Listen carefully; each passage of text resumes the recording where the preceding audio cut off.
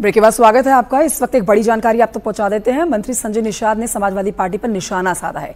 उन्होंने दावा किया है कि काजल निषाद के रोने का गोरखपुर की जनता पर कोई असर नहीं पड़ेगा। सुनिए। आपके पुत्र भी चुनाव लड़े, लेकिन ऐसा लग रहा है कि प्रतिष्ठा गोरखपुर सीट पे फंसी हुई है। यहाँ जो सपा के प्रत्याशी हैं वो रो के निषादों से वोट मांग रहे हैं। एक बार और रोई थी और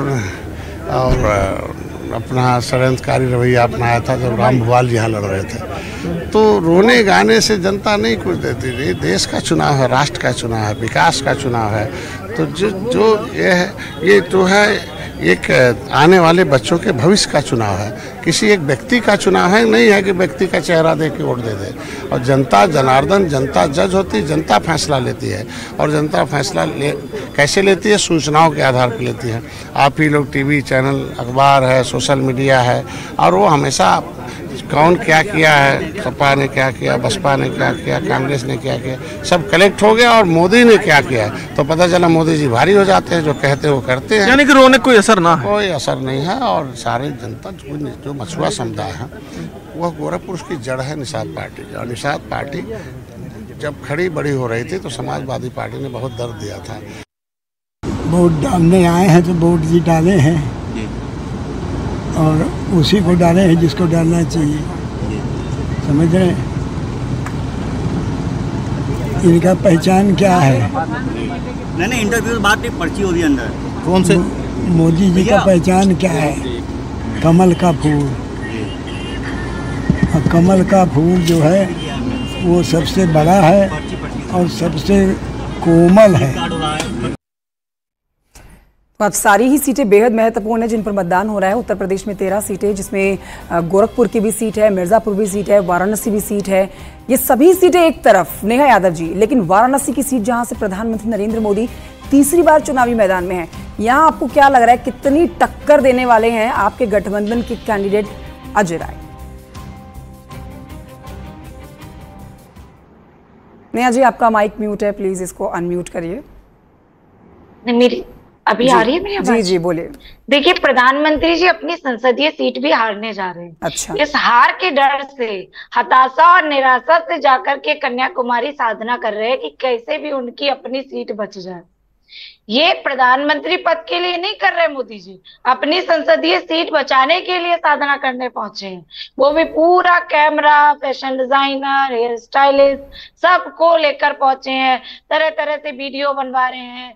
ये अजीब तरह की एक ड्रामा और जो नौटंकी का कल्चर प्रधानमंत्री जी ने शुरू किया है, जनता इस पे जवाब दे रही है उनको। आपकी बात का रिएक्शन फटाफट से शरद त्रिवेदी जी, आपका रिएक्शन। नेहा जी कह रही हैं कि प्रधानमंत्री अपनी सीट हारने वाले हैं। देखिए, समाजवादी पार्टी जिसके साथ खड़ी होती है उसका सुपड़ा साफ हो जाता है। जैसे पानीपत का युद्ध का मैदान था, जो उसमें हारता था वो पूरे भारत से के इतिहास में चला जाता था। वही इनका हाल है। पहले इनके साथ बसपा लड़ी तो बसपा का सुपड़ा साफ हो गया, कांग्रेस लड़ी तो कांग्रेस साफ हो गई। इनको जो कुरैशी साहब का शेर है कि साहब हमको अपनी खबर नहीं यारो, तुम जमाने की बात करते हो। इनका तो खुद का ही नहीं पता है। जिनके नेता ने कहूंगी कि इनको पता ही नहीं है कि समाजवादी पार्टी के साथ बसपा लड़ी, उसको 10 सीटें आई। समाजवादी पार्टी के साथ जो भी आएगा वो कुछ ना कुछ लेगा। और इन्होंने लालच में हमारे दोनों बोलेंगे कुछ समझ नहीं आएगा। नेहा जी सुन लीजिए शरद जी को, आप बोलती जाएंगी तो उनकी बात समझ में नहीं आएगी। हमारी पार्टी ने कई दलों को पहचान दी। आज कई लोग हमारी पार्टी को छोड़ के जो भाजपा में गए हैं, उनकी सीटें समाजवादी पार्टी की वजह से बढ़ी। शायद भारतीय जनता पार्टी की प्रवक्ता को पता नहीं है या अनुभव की कमी है। ये पहले रिकॉर्ड पढ़ के आए भारतीय जनता पार्टी की तरफ से कि समाजवादी पार्टी ठीक है एक बार सुन लेते हैं नेहा जी, शरद जी को सुन लेते हैं, फिर मेरे को एक रिएक्शन ज्ञानेश जी से भी लेना है। लेकिन नेहा जी सुन लेते हैं ना। नेहा जी का ऑडियो प्लीज डाउन कर दीजिए, समय कम है और मुझे दोनों का रिएक्शन लेना है। शरद जी बोलिए प्लीज। देखिए, समाजवादी पार्टी पिछले 12 साल से उत्तर प्रदेश से बाहर है और 35 साल से कांग्रेस उत्तर प्रदेश से बाहर है। तो इनको एक जो वकालत में कहते हैं पेशबंदी की, केस क्या है वो अलग कहानी है, लेकिन पेश क्या जज साहब के सामने करना वो अलग कहानी।